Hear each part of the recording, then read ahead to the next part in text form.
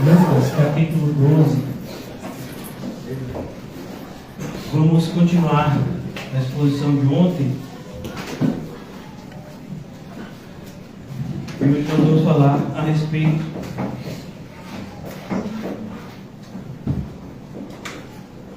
de um assunto que muito tem a nos abençoar e que,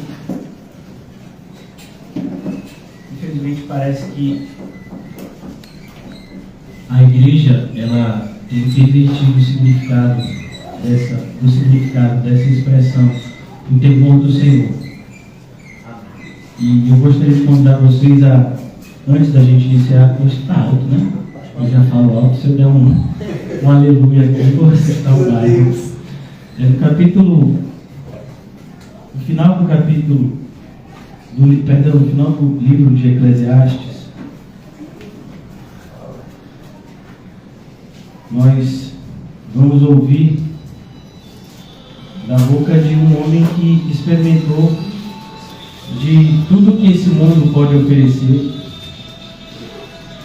e ele disse que de tudo que esse mundo tinha a oferecer, nada se levaria para além desse mundo. Daí a expressão vaidade. Vaidade, ela traz sempre o significado de algo passageiro, de algo que não tem consistência, que nós não devemos devotar a nossa confiança. E ele vai repetir várias vezes no livro de Eclesiastes, tudo é vaidade. E no final do livro ele vai concluir. E a partir do versículo 9 do capítulo 12 de Eclesiastes, esse homem que recebeu do Senhor um dom, o dom da sabedoria. Todos vocês estão familiarizados com a história do rei Salomão, filho de Davi, que quando foi governar no lugar do seu pai, ele não era o filho mais velho, mas foi o que Deus havia escolhido para que governasse. Ele buscou o Senhor, como seu pai havia ensinado, porque ele sabia que precisava de sabedoria para guiar o povo de Deus, mas ele não a tinha. E Deus viu a humildade no coração de Salomão e disse: eu vou te dar sabedoria, muito além do que você está pedindo, e ainda te acrescentarei riquezas. Nós sabemos que as riquezas na vida de Salomão acabaram por distanciá-lo de Deus. Mas quando lemos o livro de Eclesiastes, percebemos que parece no fim da vida de Salomão ele teve um arrependimento desse distanciamento de Deus, e ele volta ao Senhor nessa passagem aqui, deixando a maldade que veio entrar no seu coração em virtude dos prazeres transitórios da vida, da sedução. E ele diz aqui no versículo 9: o pregador, além de sábio, ainda ensinou ao povo conhecimento, e atentando e esquadrinhando, compôs muitos provérbios. É dito também que Salomão escreveu grande parte do livro de Provérbios. Procurou o pregador achar palavras agradáveis e escrever com retidão palavras de verdade. As palavras dos sábios são como aguilhões e como pregos bem fixados, as sentenças coligidas dadas pelo único pastor. Demais, filho meu, atenta, não há limite para fazer livros, e o muito estudar é enfado da carne. Olha que coisa, essa passagem foi escrita centenas de anos antes de Jesus, e hoje nós vivemos literalmente. Olha que quando Salomão escreve, não existia imprensa, a gente não sonhava em ter a quantidade de livros publicados como temos hoje, jornais, revistas, tantas coisas que comunicam conhecimento ao homem. E Salomão já falava sobre isso tanto tempo antes. E aí ele agora conclui de tudo o que se tem ouvido. Então, se você for, não sei se alguns de vocês já passaram pelos barris.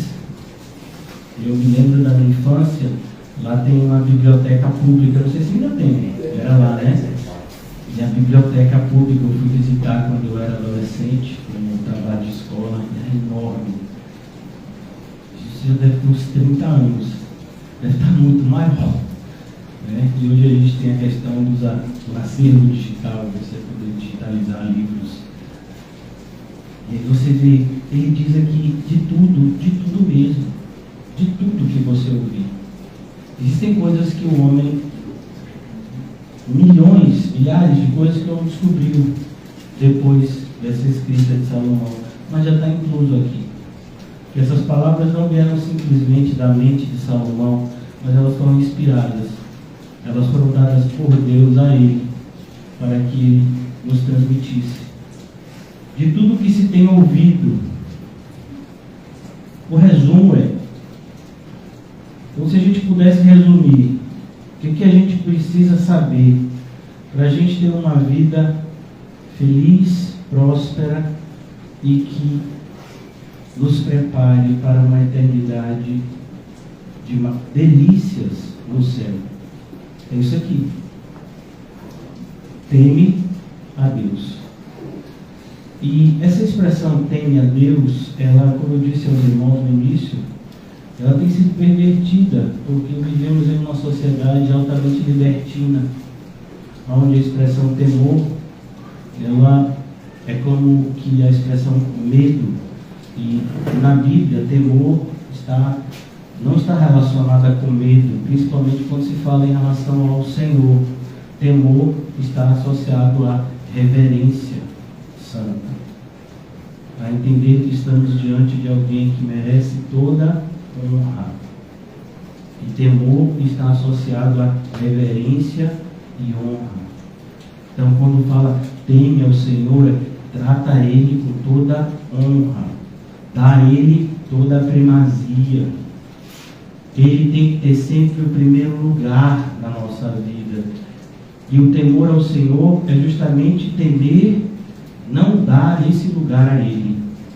Temer não amá-lo como deveríamos amar. Temer não fazer o que deveríamos estar fazendo para agradá-lo. Então é isso que Salomão está nos ensinando aqui. Perceba, centenas de anos antes dessa passagem que nós estamos estudando em Lucas 12.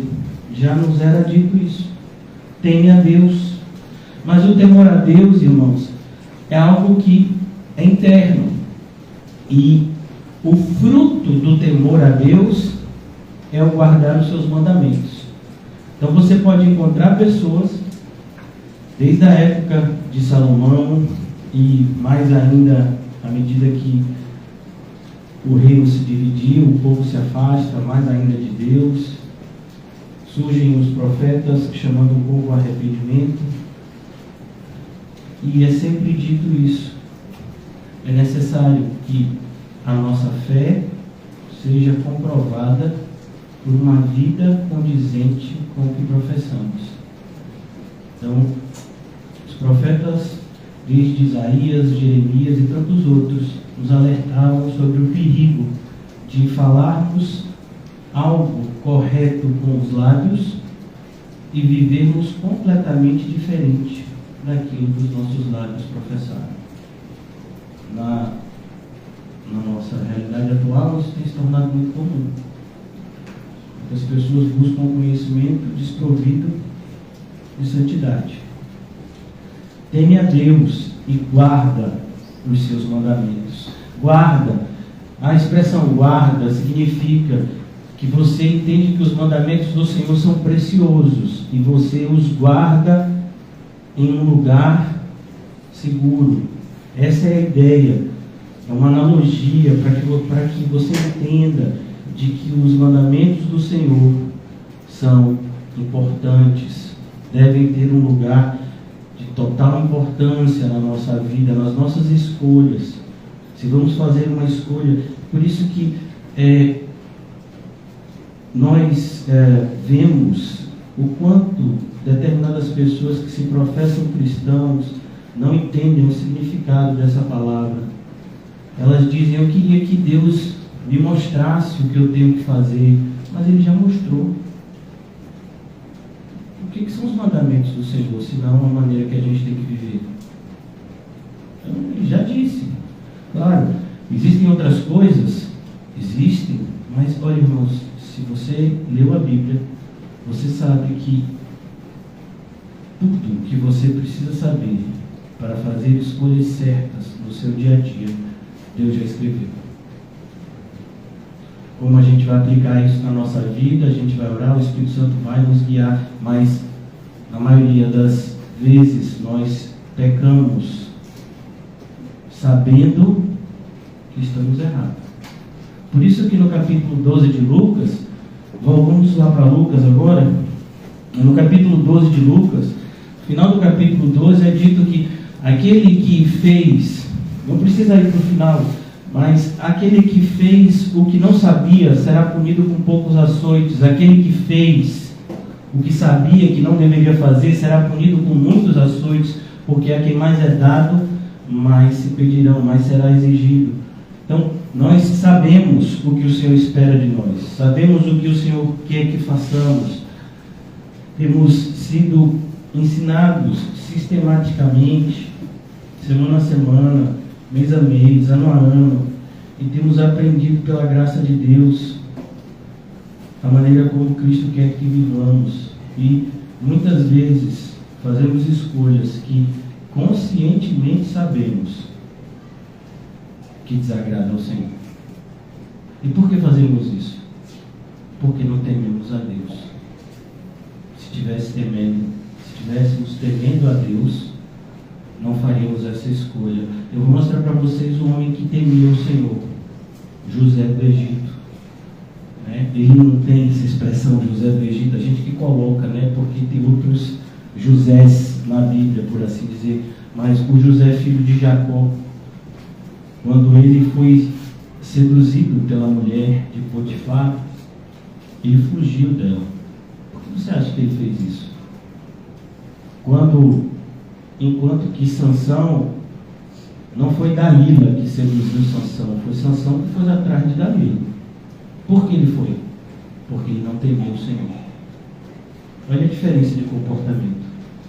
O temor, ele nos protege de muitas coisas. Ele nos ajuda a superarmos muitas e muitas dificuldades. Então aqui o Senhor Jesus começa a nos ensinar isso. Versículo 3 foi onde nós paramos ontem. Porque tudo o que disseste às escuras será ouvido em plena luz, e o que disseste aos ouvidos do interior da casa será proclamado nos erábios. Digo-vos, amigos meus, não temais os que matam o corpo. Mas olhe a sociedade da gente, não é isso que a gente teme? Aqui, o Senhor está falando, em primeiro lugar, do temor em relação à sociedade. Então, a gente teme as pessoas, no caso, no contexto do Senhor, as pessoas temiam os romanos, que eram poderosos, dominavam com força e truculência. Eles temiam as autoridades, como os sinédrios, os religiosos, porque eles podiam prender, eles podiam expulsar você da comunhão, de entrar no templo, e você ser visto como uma pessoa indigna, impura, e socialmente você seria excluído, e as pessoas temiam a isso. O próprio Evangelho nos mostra que algumas pessoas acreditavam em Jesus, viam que de fato Ele era quem dizia ser, mas eles ficaram com medo de serem rejeitados pela sociedade, e por isso não seguiram a Jesus. Então, é importante a gente perceber que todos temos medos, mas o temor ao Senhor, Ele nos ajuda a vencer todos os demais medos. Se eu temo ao Senhor, todos os medos se dissipam. Por quê? Porque eu temo ao Senhor. Então eu não vou temer mais nada nem a ninguém. É isso que Jesus quer nos ensinar. Jesus quer nos ensinar um princípio libertador, principalmente para uma sociedade que é diagnosticada crescentemente com a síndrome do pânico. Cada vez mais vemos pessoas aterrorizadas, seja pela questão da pandemia, seja pela questão dos desastres naturais, como chuva, por exemplo. Alguém que já teve familiares que morreram em desabamento, aqui em Salvador acontece muito isso nas estações de chuva. Então, quando começa a chover, a pessoa já fica com medo. Vi uma reportagem essa semana, acho que foi no Rio de Janeiro, em São Paulo, em lugares onde estava chovendo bastante, pessoas estavam dizendo isso. Ficavam com medo quando começava qualquer chuva. Tem gente que fica com medo. Imagine como estão as crianças que fugiram da Ucrânia. Como é que elas vão ser agora? Quando ouvir um barulho de fogos, você acha que ela vai pensar em fogos? Ela vai se lembrar das bombas que atingiram e mataram seus parentes. Então, aqui mesmo, a poucos metros daqui, teve tiroteio. Imagine uma família que presenciou isso.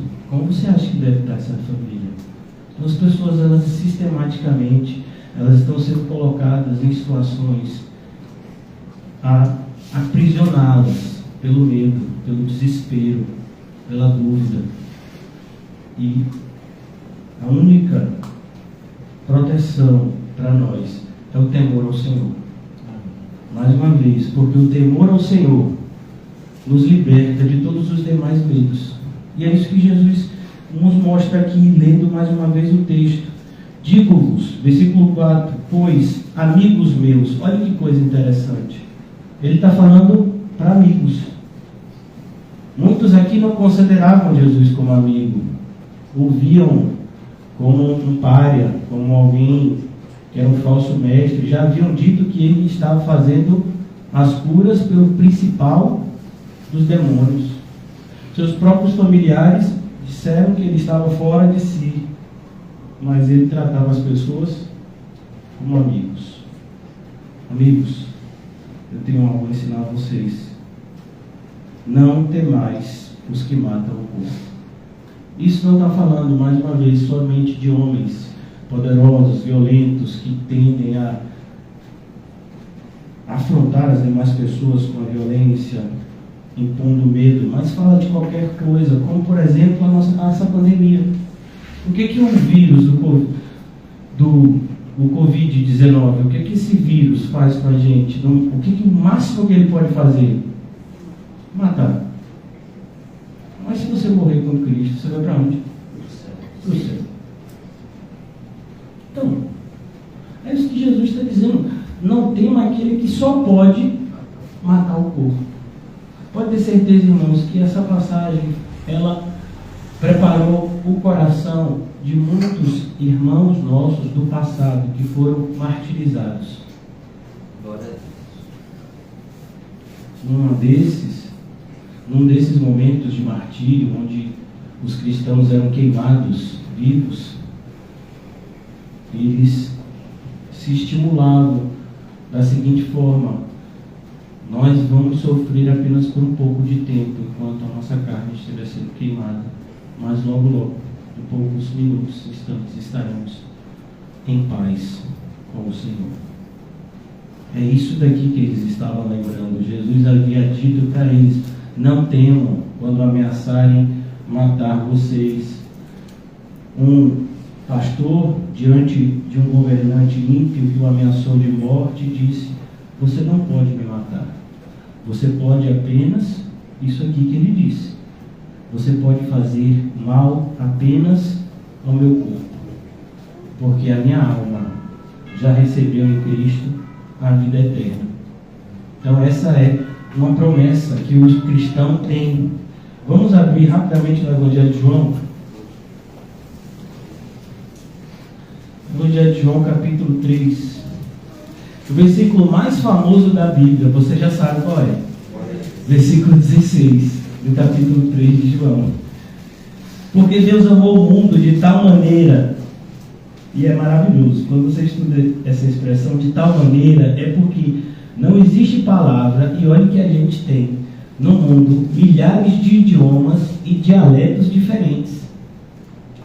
Mas em todos esses idiomas e dialetos não tem palavras para definir o amor de Deus. Tamanho é esse amor.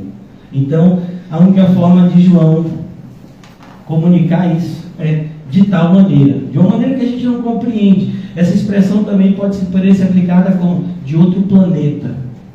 É algo assim que está além da nossa compreensão humana, o amor de Deus. Por isso que, em outra passagem, é o apóstolo Paulo que fala que algo que confortaria o nosso coração e nos daria força é buscar conhecer o amor de Deus, que excede todo o conhecimento. É isso que João também está falando aqui. Ele tem esse amor de dar o seu próprio Filho, o Filho unigênito, para que todo que nele crê. Então perceba, quem é salvo? É qualquer um? É quem nele crê, não pereça. Mesmo as pessoas às vezes pegam João 3,16, tiram do contexto e é como se tivesse só esse versículo. Os outros versículos vão explicar mais ainda essa passagem, mas ainda que a gente pegasse só esse versículo 16, perceba, todo que nele crê, não pereça. Você vê que nessa expressão existe uma outra expressão que está dentro dela, que é: quem não crê vai perecer. Se quem crê não perece, quem não crê perece. Essa é a lógica. Embora as pessoas que pregam, muitos e ouvem, não fazem a mínima ideia disso que está aqui, inserido no texto. Mas tem uma vida eterna. Versículo 17: porquanto Deus enviou seu Filho ao mundo, não para que julgasse o mundo. Jesus, na primeira vinda, ele não veio para julgar, ele veio para salvar. Mas ele vai vir uma segunda vez. Não mais como o filho de uma dona de casa e que tinha um pai carpinteiro. Não mais como um rabino jovem que havia sido carpinteiro durante uma fase da sua vida, mas agora como o Rei dos Reis e Senhor dos Senhores, como João o viu e revelou a nós pelo livro do Apocalipse. Não para que julgasse o mundo, mas para que o mundo fosse salvo por ele. Versículo 18: quem nele crê não é julgado, e o que não crê não vai ser julgado, já está. Então não vai ter julgamento, já está. É por isso que Hebreus 9:27 diz: cabe ao homem morrer uma única vez, segue-se o juízo de Deus, irmãos. Ele não é um juízo decisório, ele é um juízo declaratório. Pastor, me explique essa palavra aí. O juízo decisório é um juízo que analisa os fatos para decidir, né? Numa linguagem humana. O juízo de Deus não é igual a gente, então Deus não precisa analisar os fatos, ele já sabe de tudo. Mas Deus é tão justo que ele vai fazer algo que ele nem precisava. Ele vai ainda fazer esse tribunal declaratório. Então as pessoas se apresentarão no tribunal, mas não para um julgamento de acusação, defesa, nada disso que a gente vê aqui na terra. É um julgamento declaratório. Deus vai revelar o porquê você está sendo condenado e te condenará. O porquê você está sendo salvo é só um motivo: a graça, e te salvará. Mas a graça que salva, santifica. Então não se esqueça disso. Onde é que está isso, pastor? O senhor tirou da sua cabeça? Não, isso está em Apocalipse capítulo 20. Se abrirão livros que descrevem a maneira como nós vivemos aqui na terra, e isso será mostrado. O próprio Paulo vai dizer que é necessário que nos apresentemos diante do tribunal de Cristo, onde cada um será julgado pelas suas obras. Então aqui ele diz: já está julgado, porquanto não crê no nome do unigênito Filho de Deus. E o julgamento é este. Perceba, o julgamento já existiu. Qual é o julgamento? Porque a pessoa já está julgada. Qual é o julgamento? O julgamento é este: que a luz veio ao mundo E os homens amaram mais as trevas do que a luz. Os homens amaram mais as trevas do que a luz.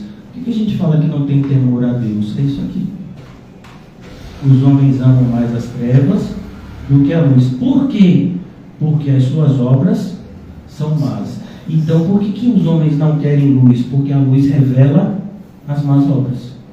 Aquilo que a gente está estudando em Lucas, está aqui em João também. Olha como a Bíblia toda está ligada. Todos os versículos estão interligados. Lá, Jesus está dizendo: o que você fizer às ocultas vai ser mostrado no telhado. Vai dizer, vai ser tudo revelado. Não adianta você achar que pode esconder determinadas áreas da sua vida. Não adianta você imaginar que você pode viver uma vida dupla. Não adianta você imaginar que você pode fingir. Não, você não pode. Não deveria. Você deveria viver uma vida correta e uma vida onde você seja a mesma pessoa em todos os ambientes, porque você está sempre ciente que onde você esteja, você está diante de Deus. O julgamento é este, que a luz veio ao mundo, e os homens amaram mais as trevas do que a luz, porque as suas obras eram más.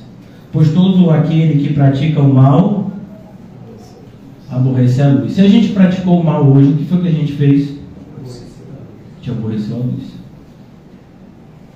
A luz é uma pessoa. Todos já sabem quem é. Jesus. A fim de não serem arguídas as suas obras. Perceba por que algumas pessoas não querem vir à igreja. Porque a igreja é onde a luz brilha mais forte. Então tem pessoas que elas preferem ficar colocando versículos nas mídias sociais.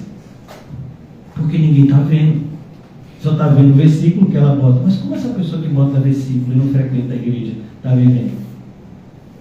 Você já imaginou isso? Por que essa pessoa não quer que as pessoas saibam como ela vive? Por que será? A fim de não serem arguídas as suas obras. As pessoas não querem ser repreendidas, quando a repreensão é uma bênção. Porque a repreensão, ela nos ajuda a não sermos condenados. Quem aqui já estudou? Já teve ambiente escolar? Eu acho que todos nós que estamos aqui, até as crianças, só os pequenininhos ali que ainda não foram, mas daqui a pouco vão estar lá. Mas nós que somos mais velhos, e até Elininha, ela já sabe como é a escola. Em algumas escolas, né, tive algumas escolas na minha vida, tinham alguns professores que tinham um bom hábito, pelo menos eu achava, de fazer revisão antes da prova. Eu gostava muito.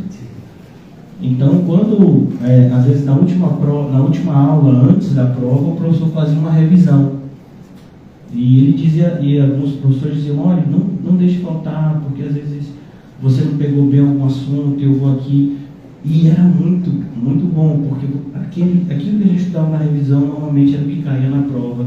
E que prestava atenção na revisão, ainda que tivesse faltado algumas aulas, ou tivesse disperso em alguns momentos, se prestasse atenção na revisão, ele tiraria uma boa nota. Então aqui é mais ou menos assim. Quando você tem a oportunidade de ter um irmão em Cristo, de ter alguém que revisa a sua vida com você, você não vai precisar ser julgado naquele dia.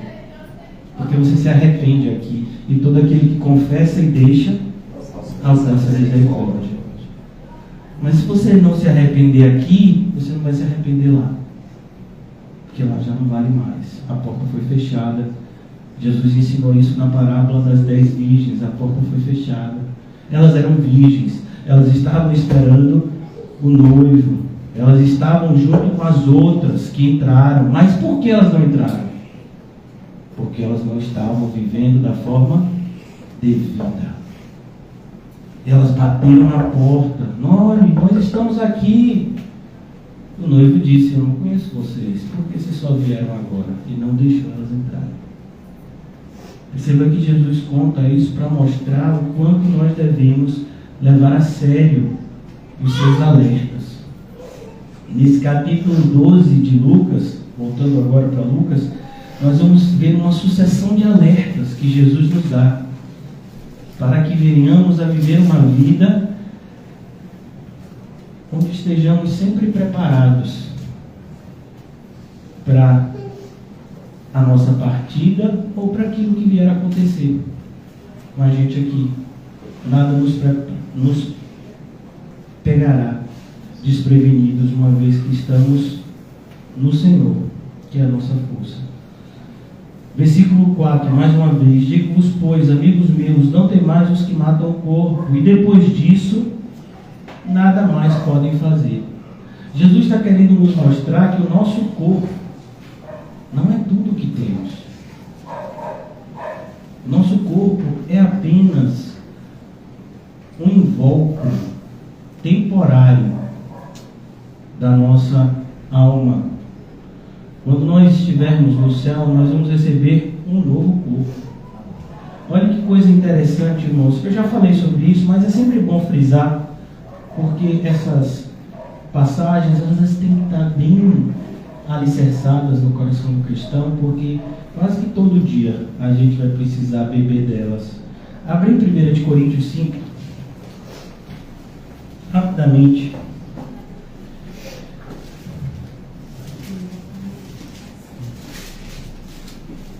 Perdão, 1 Coríntios 15.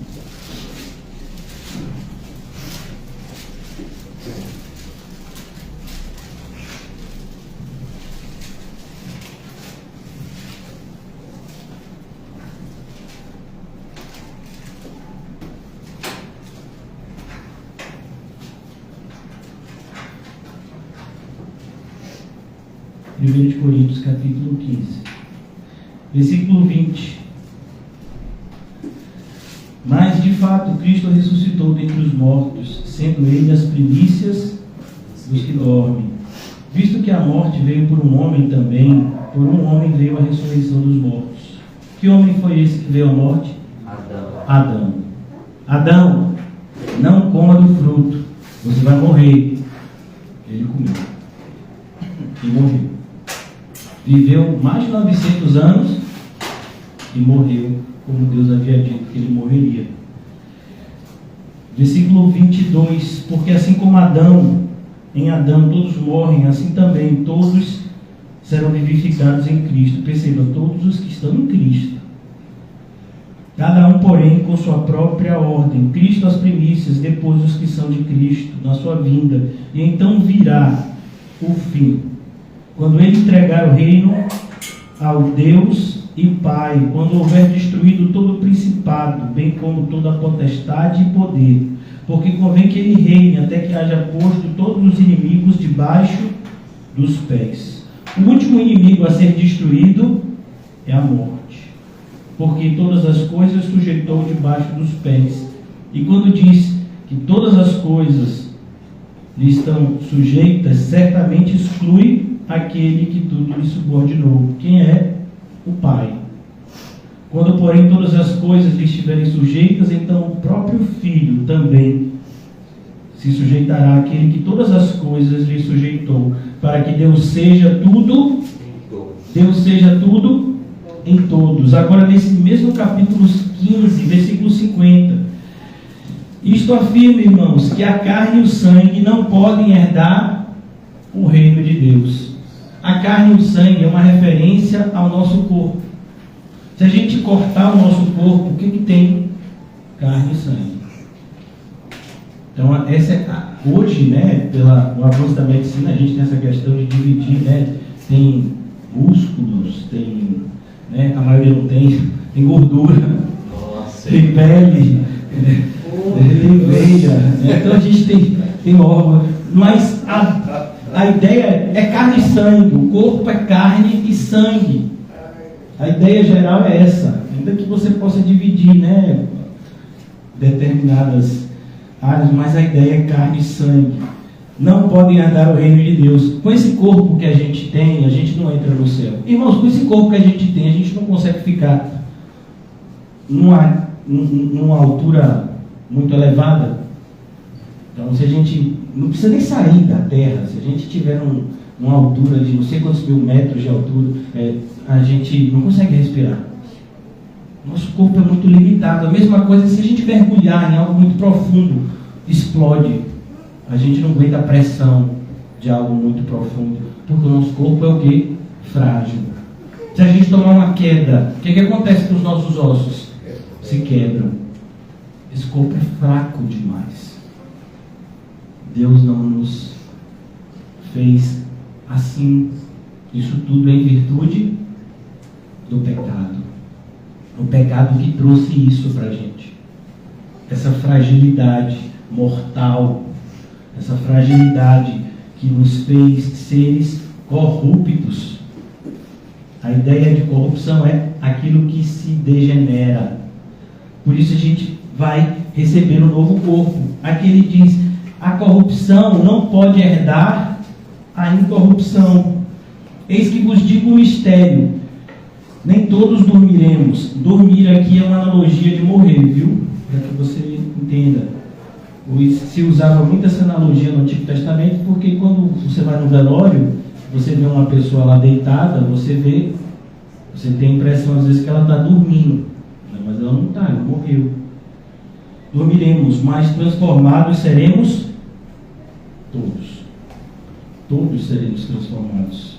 No momento, num abrir e fechar de olhos, em centésimos, milésimos de segundos, seremos transformados. Ao ressoar da última trombeta, a trombeta soará, os mortos ressuscitarão incorruptíveis e nós seremos transformados. Perceba, incorruptíveis. Receberemos um corpo que nos acompanhará para sempre. Aí a expressão pode ser usada da forma correta, para sempre. Então, versículo 53, porque é necessário que este corpo corruptível, esse corpo que se degenera, se revista da incorruptibilidade e que o corpo mortal se revista da imortalidade. A analogia assim, irmãos, mais visual que a gente tem em relação a isso, embora seja muito pobre se falada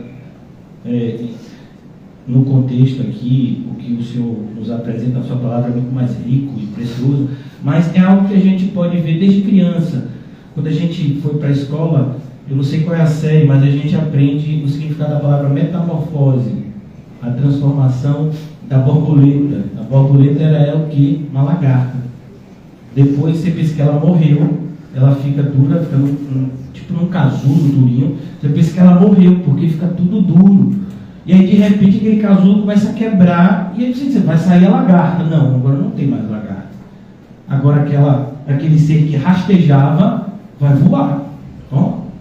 Então essa é a ideia que mais assim pode ser aplicada nesse contexto, porque esse corpo da gente aqui é incomparável. Não tem como comparar o outro corpo que a gente vai receber com esse daqui.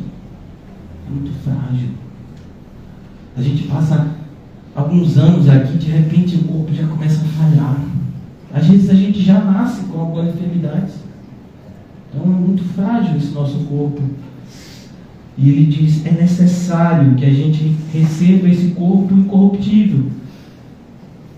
Porque esse corpo corruptível se revista de incorruptibilidade e que o corpo mortal se revista de imortalidade. Então esse corpo aqui que a gente tem, ele é mortal. Mesmo quem vai ser arrebatado, amém?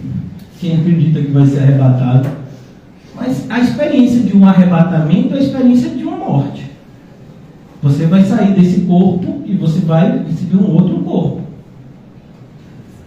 E quando este corpo corruptível se revestir de incorruptibilidade, o que é mortal se revestir de imortalidade, então se cumprirá a palavra que está escrita, tragada foi a morte pela vitória, como a gente já leu. É isso que Jesus quer ensinar a gente, irmãos, no capítulo 12 de Lucas. Porque a gente está tão preocupado com esse corpo. Ele vai morrer.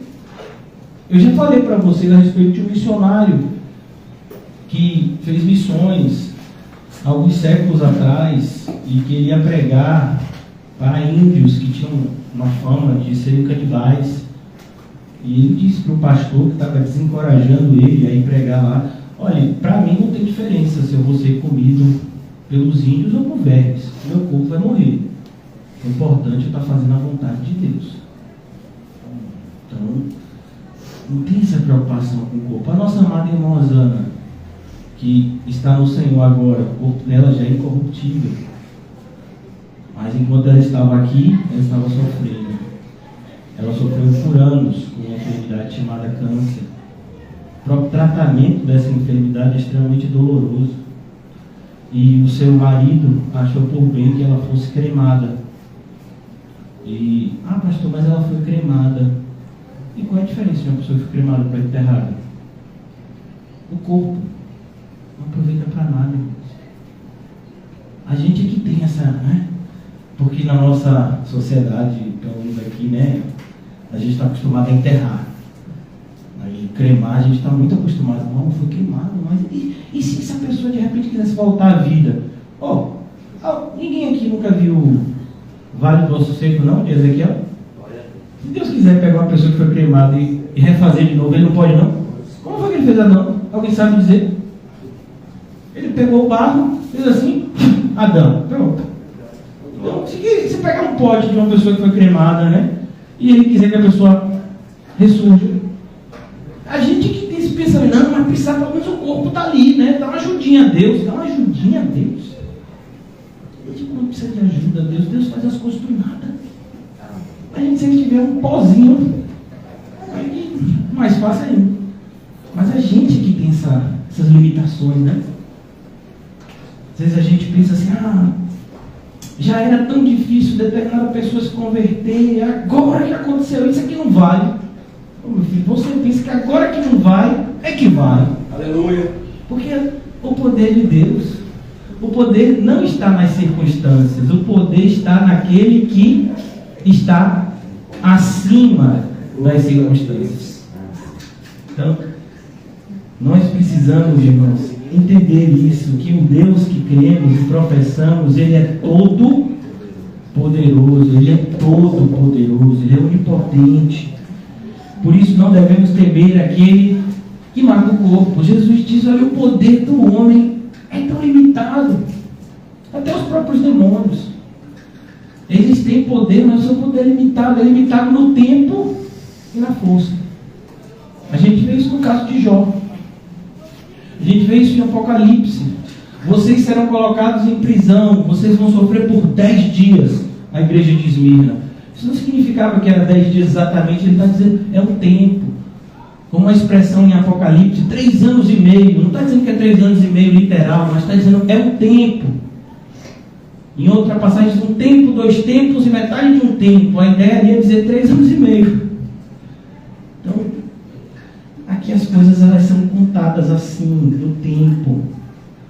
A força também é limitada. Perceba, nós que estamos aqui, eu creio que todos que estamos aqui, se de fato estamos em Cristo, estamos sofrendo. Porque a Bíblia diz que é isso. Todos que querem viver piedosamente em Cristo Jesus serão perseguidos e passarão por sofrimentos.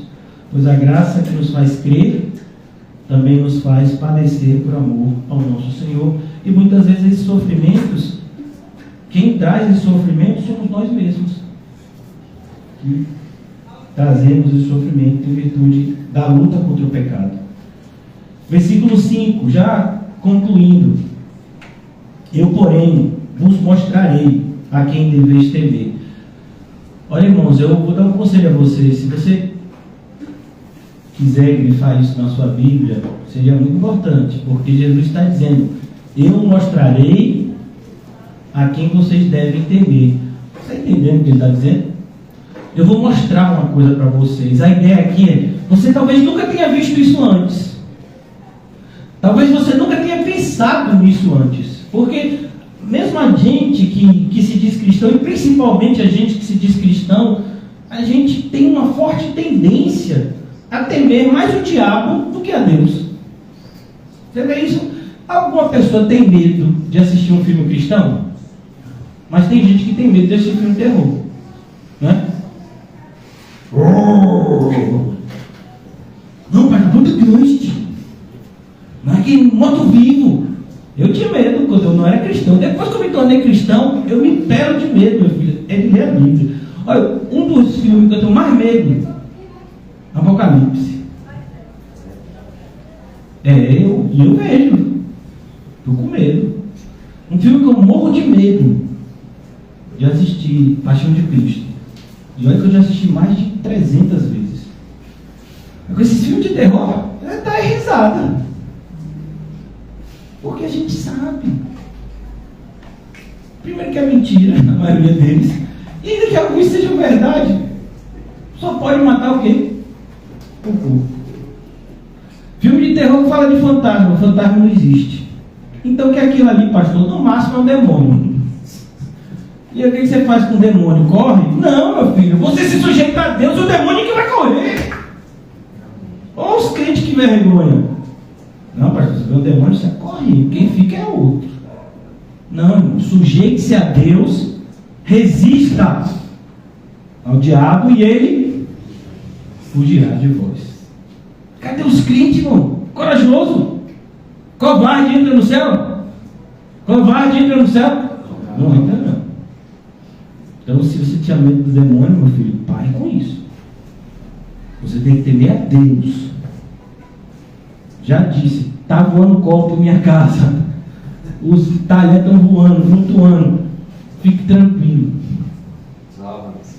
Tudo em ordem. Pegue lá e bote na gaveta se quiser, então deixe lá flutuando. E vai dormir. Pastor, ele está vindo uns barulhos estranhos.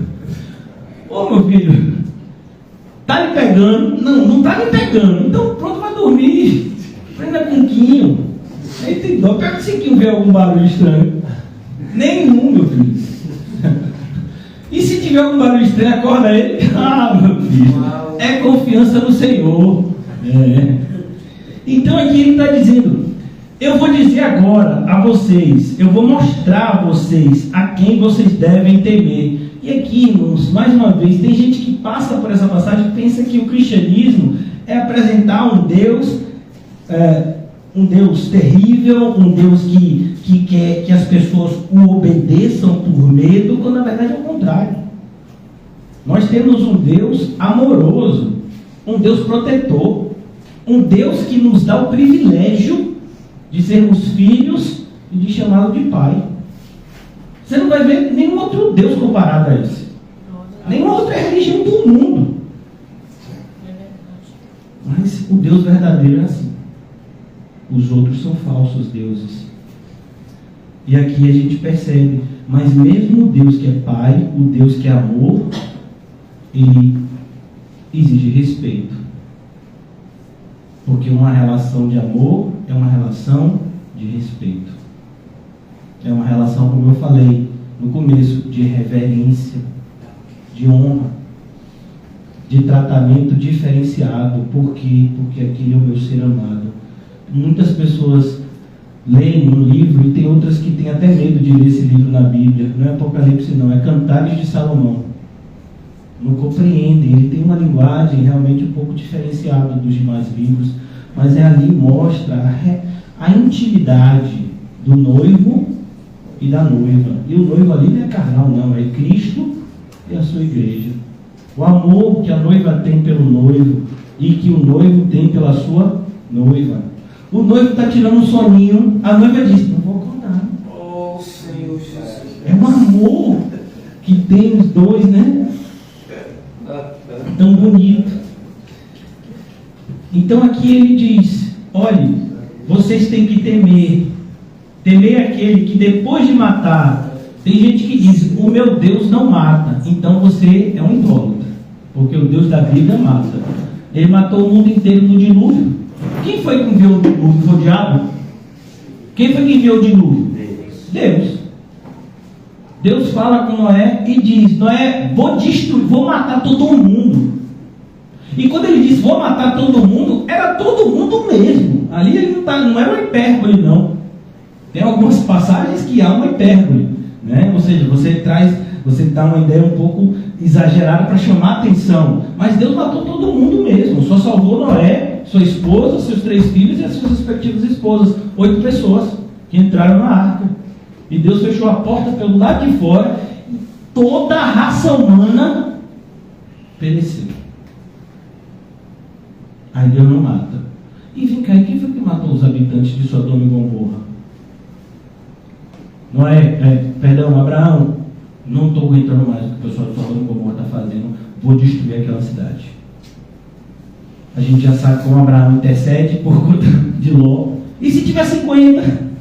E 45? Aí Deus, né?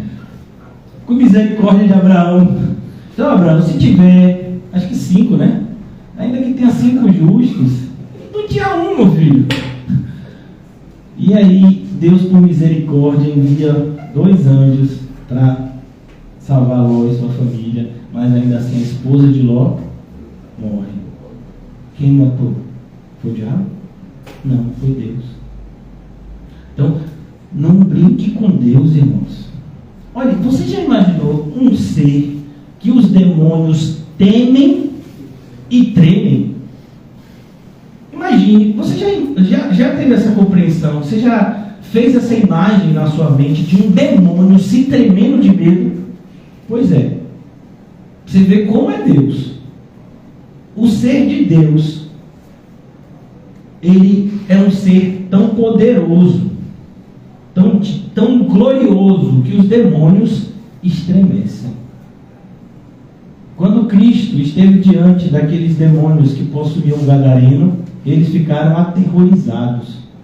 E a expressão foi: por que viestes nos aterrorizar?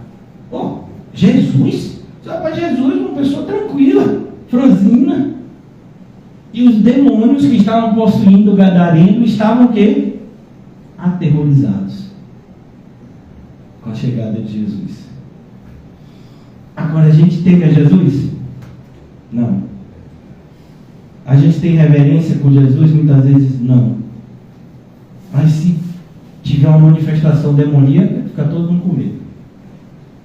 Isso é o quê? É um contrassenso. Isso é algo contraditório. É isso que Jesus quer mostrar para a gente. Que a gente deve realmente temer aquele que tem um poder total. O capítulo 28 de Mateus, ele mostra que como cristãos precisamos ser destemidos do que o homem pode fazer. O nosso temor deve ser algo reservado de maneira santa só para Deus.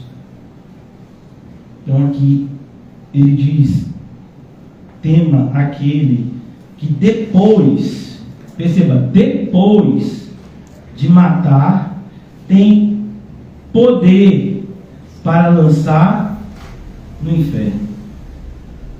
Quem é que vai lançar no inferno os ímpios? Quem é? Deus.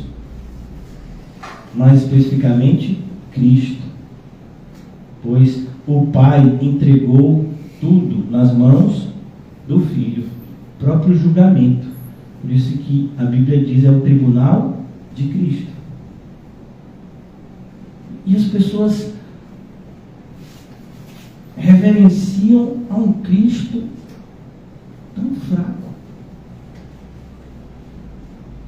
Alguns anos atrás, uma evangélica foi se queixar a um pastor puritano que na sua congregação ela estava muito decepcionada, pois o seu pastor fazia de tudo para revelar um Cristo fraco, como que um leão de Judá sem garras e presas. Então é assim, por que a nossa sociedade, por que a igreja moderna quer tanto um Cristo fraco? Para que o homem seja forte. Então você vai ver os missionários, pastores, bispos: eu vou fazer, eu estava no monte 15 dias e aí Deus, você está aqui hoje porque eu orei. Então assim, sua oração, sua oração, a gente gosta disso. Cuidado, irmãos, porque até o apóstolo Paulo recebeu um espinho na carne para que não se desobedecesse. A gente não pode salvar a gente. Se tem uma intercessão que de fato vale, Graças a Deus por isso, que é de Cristo a nosso favor. E Ele intercede dia e noite por nós ao lado do Pai. Mas nós vemos uma igreja que se esforça em mostrar um Cristo fraco para que engane os seus adeptos, instruindo eles que eles são fortes, quando na verdade eles não são. Nós não somos fortes, nós somos fracos, nós somos vulneráveis. Aí, tá vendo? Até uma tossezinha. Outro dia eu estava pregando na Boca do Rio, eu tive uma crise de soluço no meio do culto. Porque a gente é assim, irmão. A gente é muito fraco. Mas é impressionante como qualquer coisinha a gente se ensoberbece. Vamos imaginar que você ganhou um terreno e aí você construiu uma casa. Ai, irmão. Peguei no chão. A primeira. Como é pegar? Eu nem sabia essa expressão. Eu não conhecia essa expressão. Depois que eu vim conhecer, né? O que é pegar no chão? É uma pessoa que pegou no terreno puro e construiu, né, os alicerces, e fez a parte elétrica, hidráulica, né? Só peguei no chão. Comigo assim. Uma pessoa escreve um livro, que eu sou escritor, conferencista. O que é conferencista? Ele confere o quê? Então, as pessoas fazem de tudo. Você vê que hoje em dia a gente está a geração da carteirada. Tudo você dá uma carteira. Você sabe quem eu sou? Eu sou torcedor do time tal, minha carteira aqui. Meu Deus do céu, tudo. As pessoas elas buscam razão para se enaltecer. E a gente gosta também de enaltecer os homens, né? A gente está é a geração dos ídolos. Os cantores, eles são idolatrados. Pastores idolatrados. Grupos idolatrados. Artistas são idolatrados, né? Atores, atrizes, determinadas personalidades, né? São idolatradas. Agora, né? Youtubers, né? Tem os influencers, né? Digitais. Tudo isso é a forma de idolatrar. Jogadores de futebol. Então hoje, para você se sentir... Você tem quantos seguidores? Eu tenho 5 mil seguidores. Você tem 3 mil, fraco. Essa é a nossa geração. Para que isso, irmão? Para quê? Então, Jesus está dizendo aqui, cuidado, tem um que lança no inferno. Mais adiante, ainda nesse capítulo, um homem rico, ele tem a oportunidade de ficar mais rico ainda. Ele pensa em agradecer a Deus? Ele pensa em ajudar o próximo? Não. Ele pensa só em si. Aí Deus chama ele de louco. Pega a alma dele. Você já sabe para onde ela vai. Já está implícito no texto. Louco? Eu vou buscar a tua alma. Para lançar onde? No inferno. E tudo que você preparou não pode te salvar. Tudo que você preparou é apenas uma prova que você merece o inferno. Porque você recebeu tanto e você não deu nada. Nem o mínimo. Nem as sobras. Aquele rico da parábola do rico e Lázaro, que não é nem uma parábola, é uma história que Jesus conta. E Lázaro desejava comer o que se jogava da mesa do rico. Olha que coisa. E o rico dava para Lázaro? Não. Ele sabia que Lázaro estava lá. Como é que você sabe que o rico conhecia Lázaro? Porque quando ele viu Lázaro, ele reconheceu. Ele olhou lá e viu Lázaro no centro e disse: Lázaro! Agora você me conhece? Agora? Ô pai Abraão, fala com Lázaro. E você conhece ele? Porque ele estava na porta da sua casa o tempo todo. Você nunca deu nada para ele, nunca ajudou.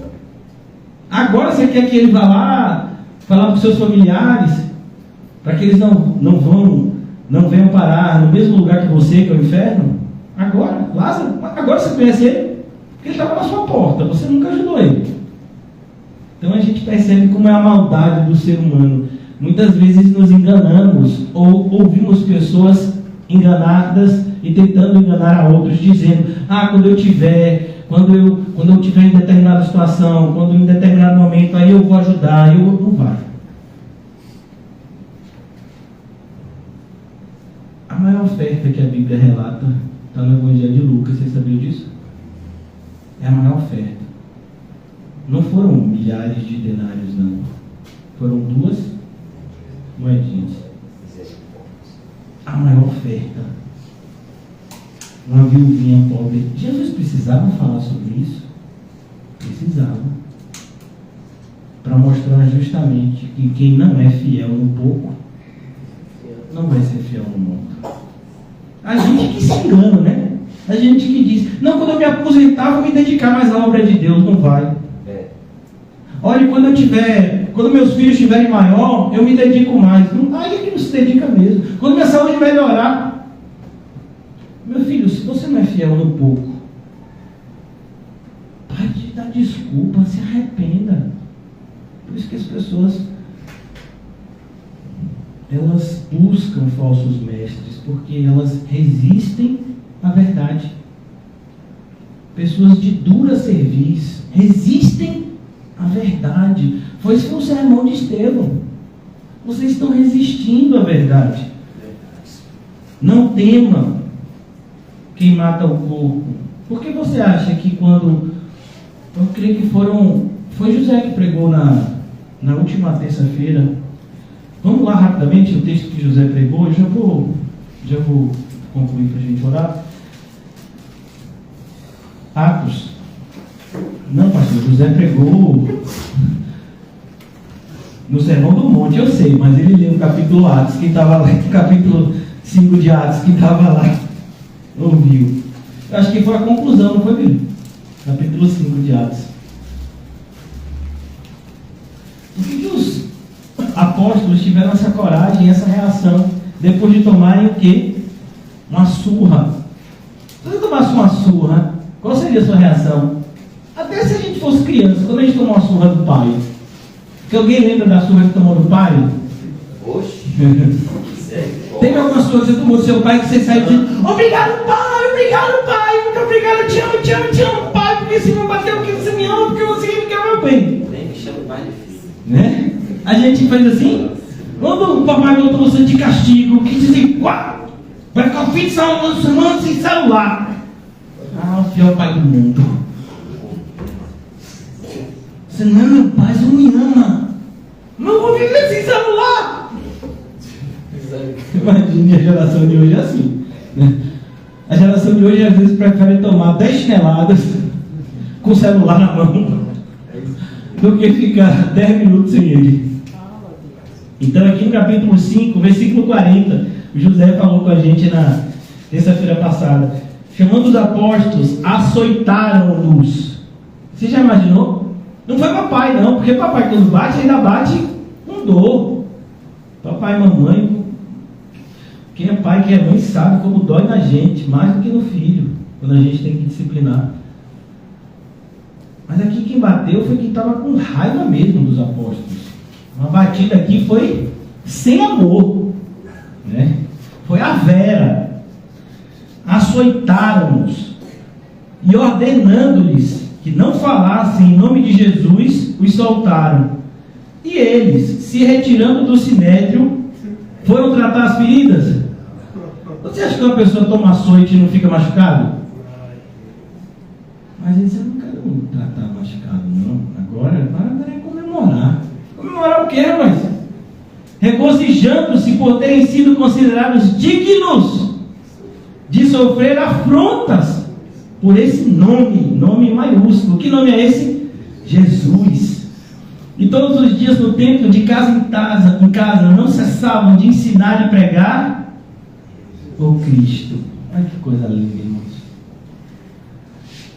O apóstolo Pedro, ele já havia sido preso, ele já havia sido ameaçado para não pregar a respeito de Jesus.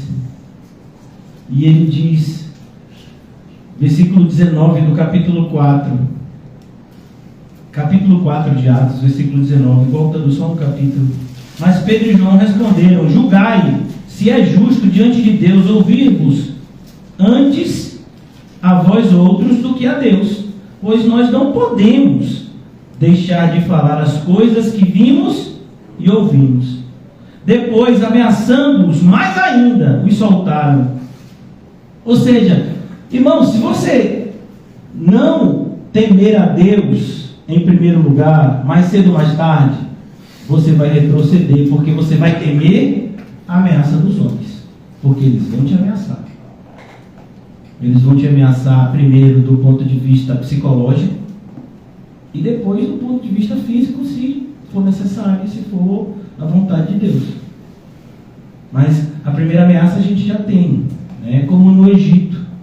Quem aqui já leu o livro de Êxodo?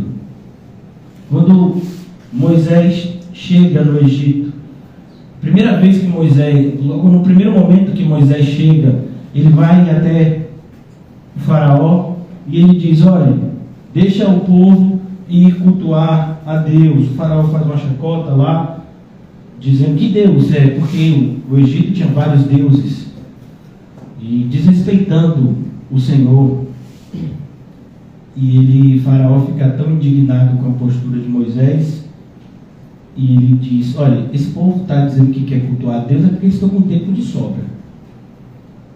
Então agora eles vão trabalhar 2 vezes mais. Se antes a gente dava palha para eles misturarem com o barro, fazer, né, uma espécie de tijolo da época que era usado nas construções, agora eles vão ter que buscar a própria palha, tinham que trabalhar 2 vezes mais. Porque eles não só faziam os tijolos, eles tinham que agora buscar também a palha. Primeira coisa que o inimigo faz é isso. Quando você é chamado a buscar a Deus, ele coloca na sua vida atribuições e ameaças. Se você não fizer, vai passar fome. Se você não fizer, vai ser despejado. Se você não fizer, seu filho vai precisar de um remédio e vai morrer, porque você não vai ter condição de dar. O inimigo sempre jogando isso nas nossas mentes, e a gente o tempo todo preocupado com o dia de amanhã, porque hoje não está fazendo nada. E Jesus diz: não vos preocupeis com o dia, mas a gente finge que ele não disse isso, né? Aqui é a mesma coisa, irmãos. Voltando agora para Lucas. Cuidado, não temam os homens, não temam as ameaças da nossa sociedade, que diz que nós temos que ser pais, segundo a sociedade.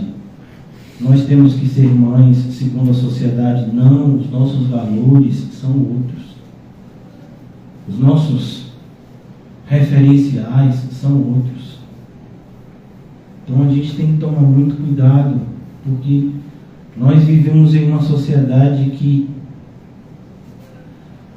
nos impregna o tempo todo com o pecado.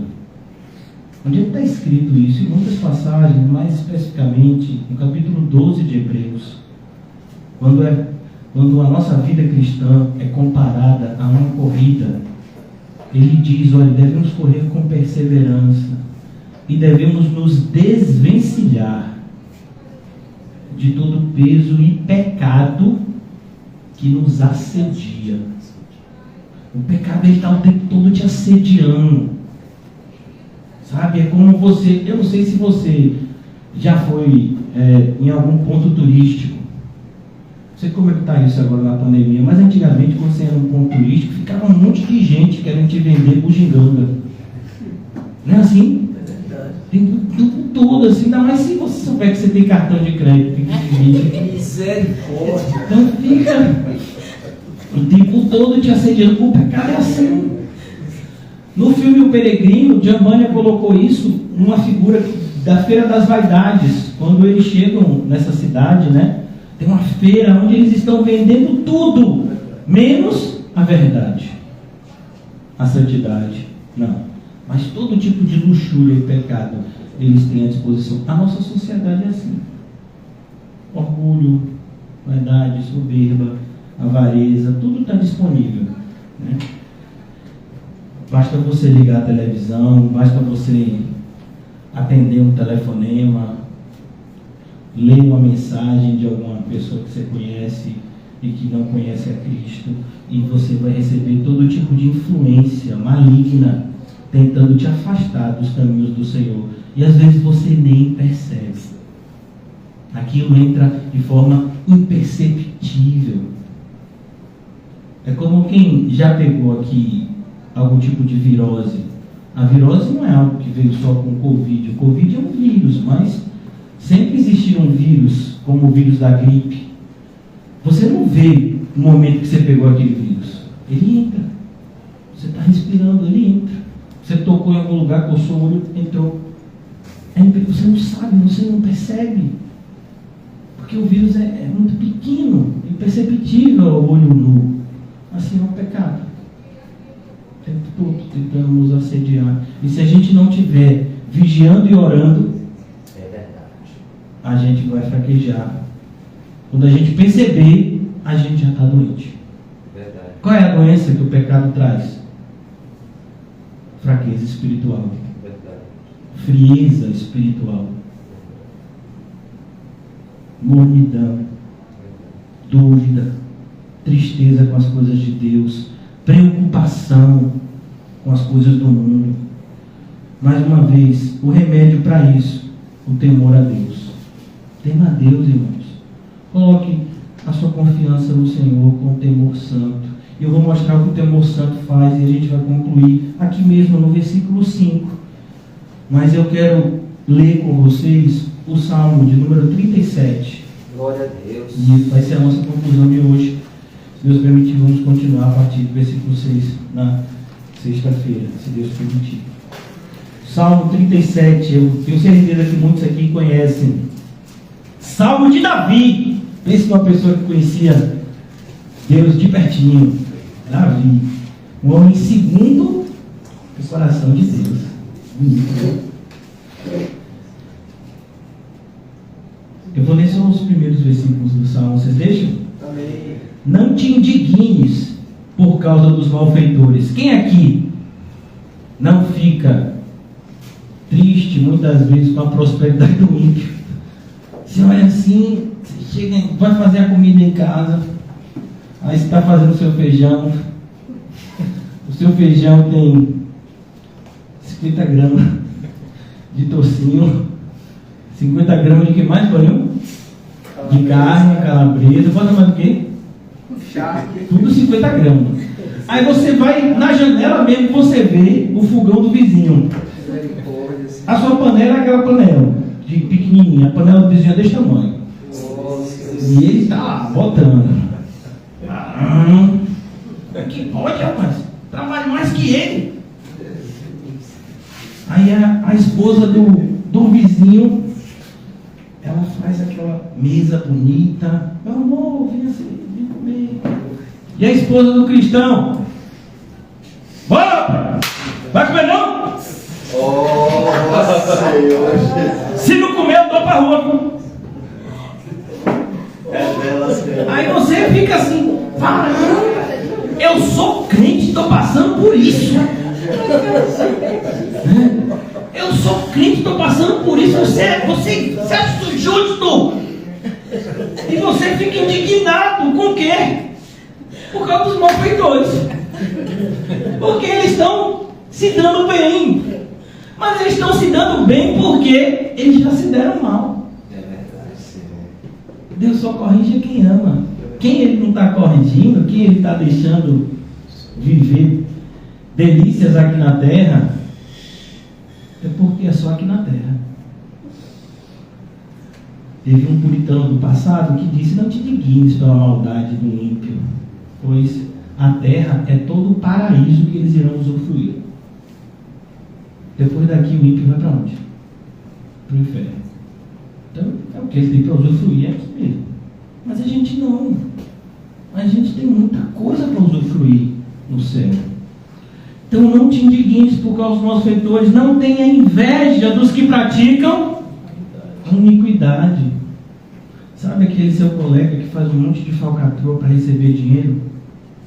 A mais que você, que mente, que faz... Por que você está querendo ter o dinheiro que ele tem?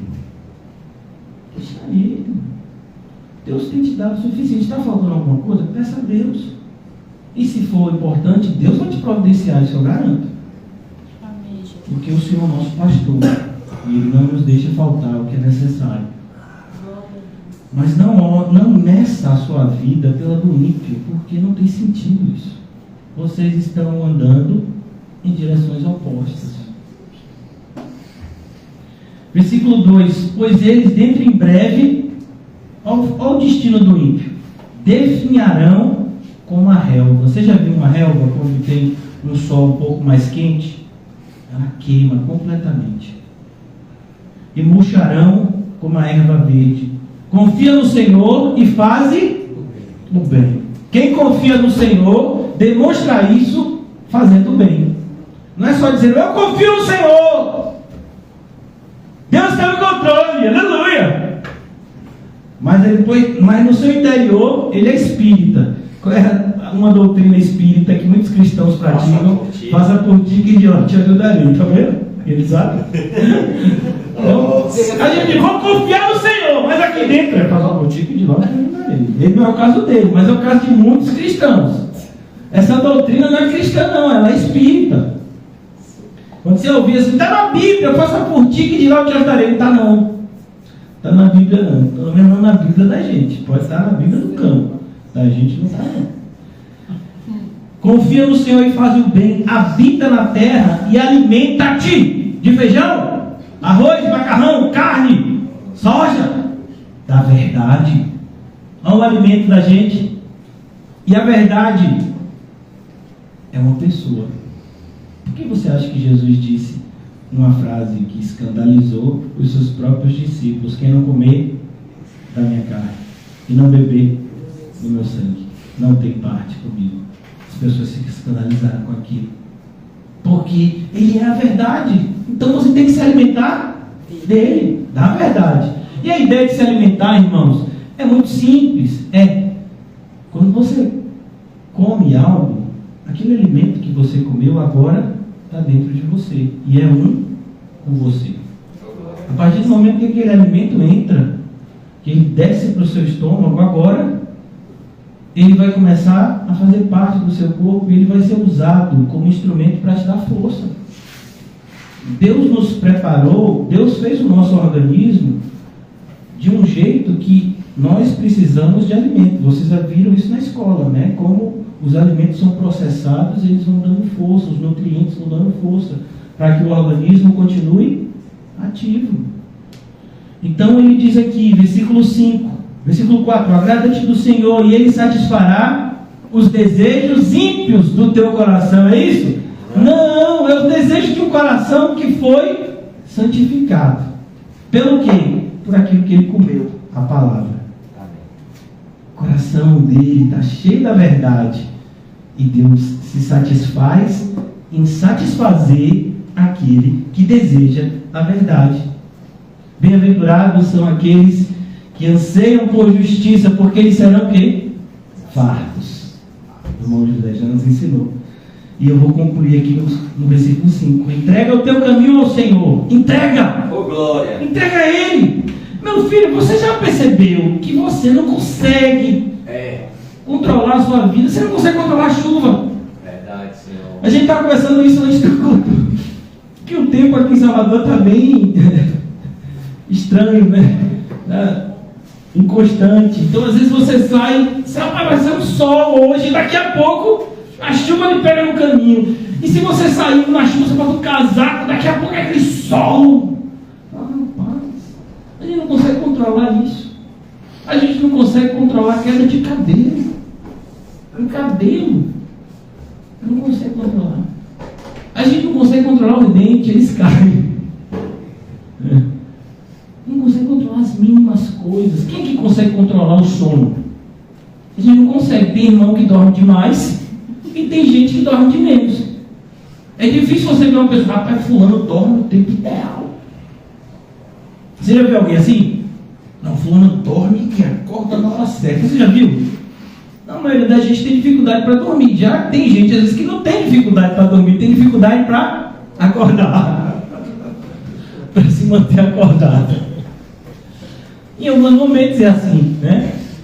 Então, porque o nosso corpo é desse jeito, a gente não consegue controlar nem isso, irmão. Imagine, você está lá e você, vou ficar acordado, não vou dormir no culto.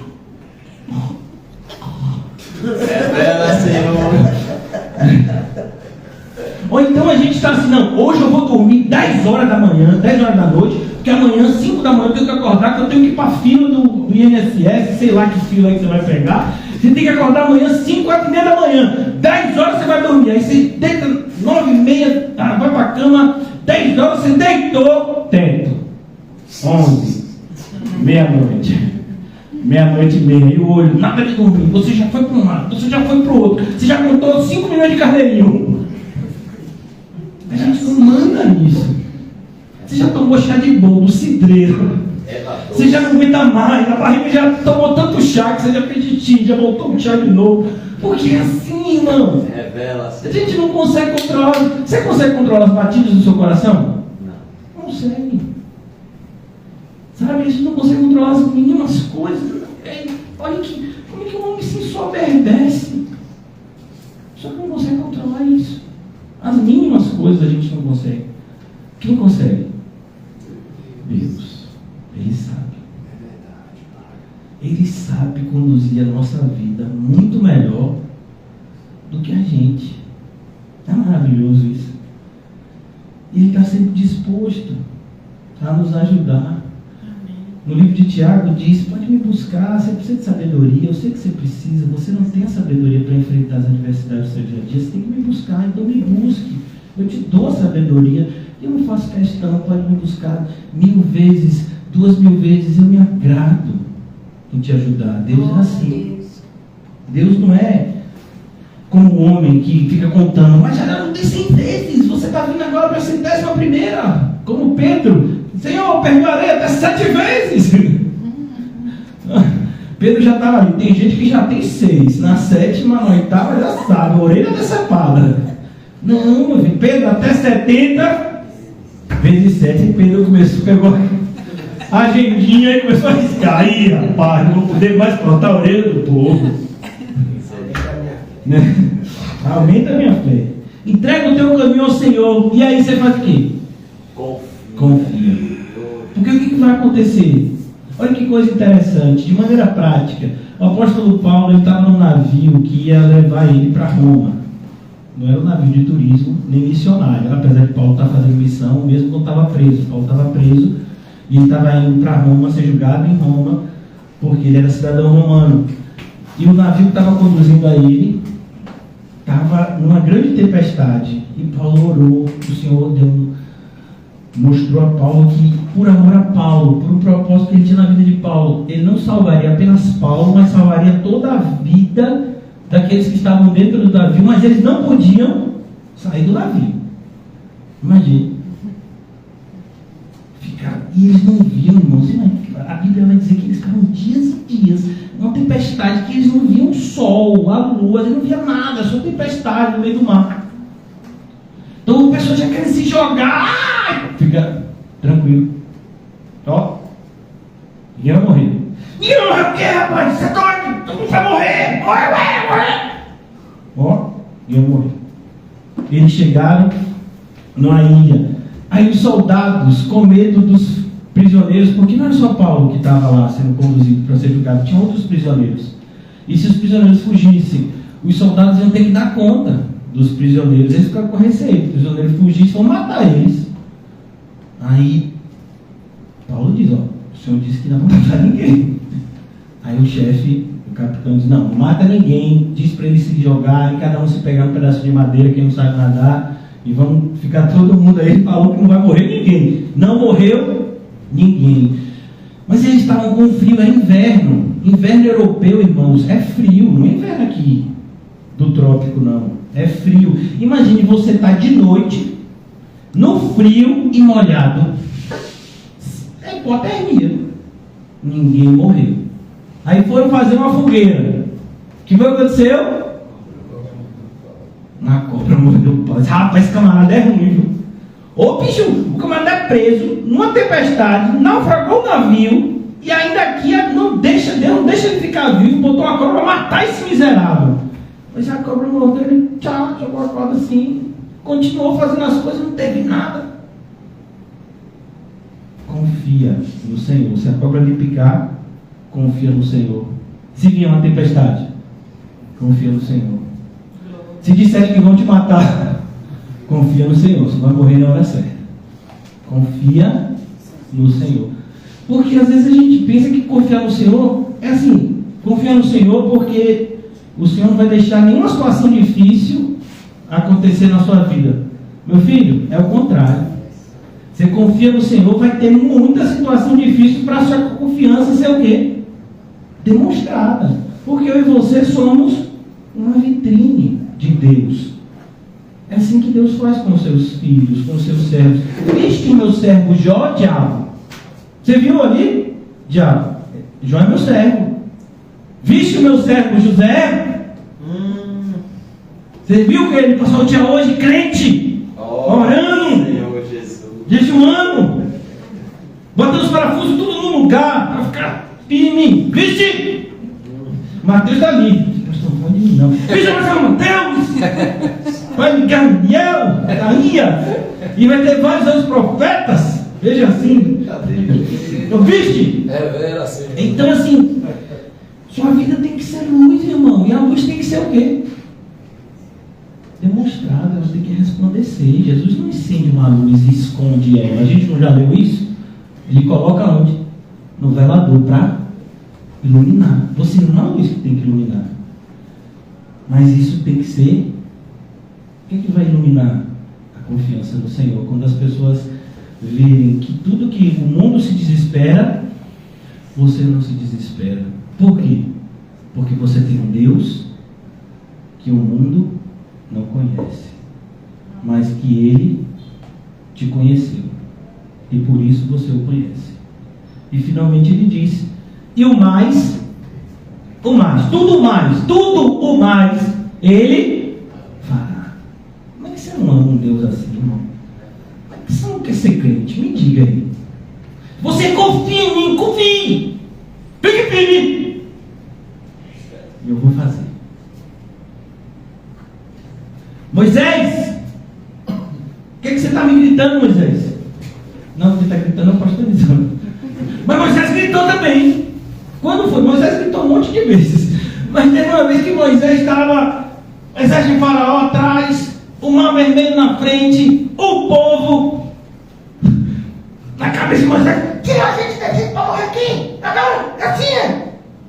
Moisés com o cajado na mão, olha, você mesmo onde olhava. Você olhava para o povo está querendo matar ele. Você olhava para os soldados do Egito, vão pegar, vão matar. Você olhava para o mar, vão morrer afogado. E agora? Agora foi o que deu. Aí, Senhor, e aí, Senhor? Moisés, meu filho, você tem o que na sua mão, Moisés? Não é fé não, meu filho. Tem um cajado aqui que o senhor tinha falado comigo dele lá ainda, lá no dia. Meu filho, diga ao povo que mate. E o mar estava aberto?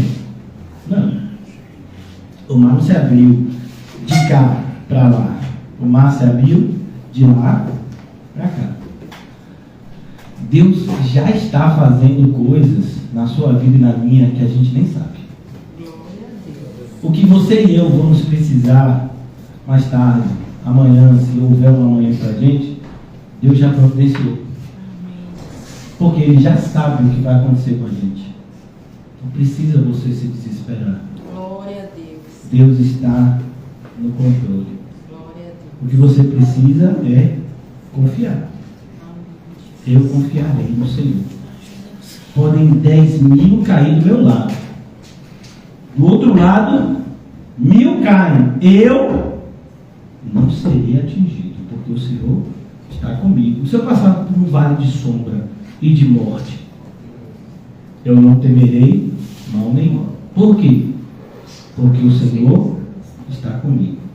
Que o Senhor nos ajude, irmãos, a ter esse temor que nos leva a uma confiança inabalável nas promessas maravilhosas do nosso amado Deus. Glória a Deus. Amado Senhor, obrigado por nos relembrar o que nunca deveríamos ter esquecido, como o Senhor é digno de toda a nossa confiança, Senhor, de toda a nossa honra, reverência e temor. Como de maneira tão tola nós nos desesperamos com circunstâncias, quando na verdade essas circunstâncias nos deveriam levar a aplicar a nossa fé e a nossa confiança no Senhor e a termos a paz que excede o entendimento. Senhor Jesus, nos ajuda. Fomos dotados, regados, mas é o Senhor que dá o crescimento. Ajuda-nos, Senhor, a crescer na graça e no conhecimento de Ti, para que possamos dar os frutos que demonstram o nosso arrependimento e fé. Não nos deixa, Senhor, vivermos as nossas vidas como se fossem apenas vidas terrenas, mas ajuda-nos a entender cada vez mais a realidade do porvir, a realidade do céu e do inferno, Senhor.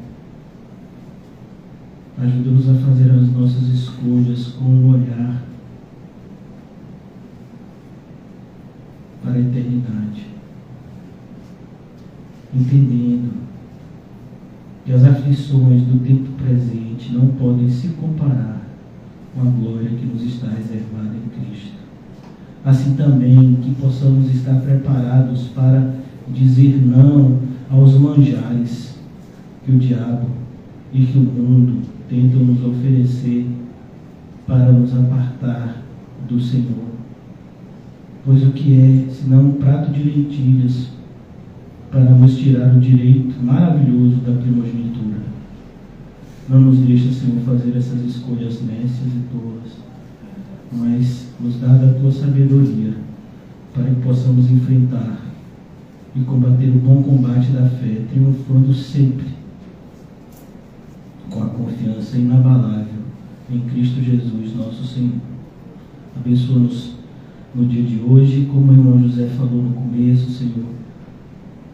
Ajuda a irmã Carmen a voltar o seu coração, a sua mente, a essa confiança no Senhor. Como nós vimos aqui hoje, nessa noite, que ela possa entregar os caminhos ao Senhor e confiar nele, e Ele tudo mais fará.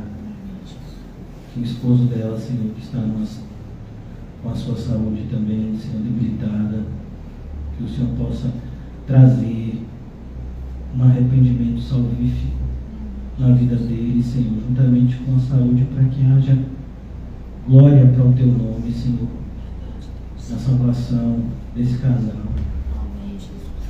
Ajuda, Senhor,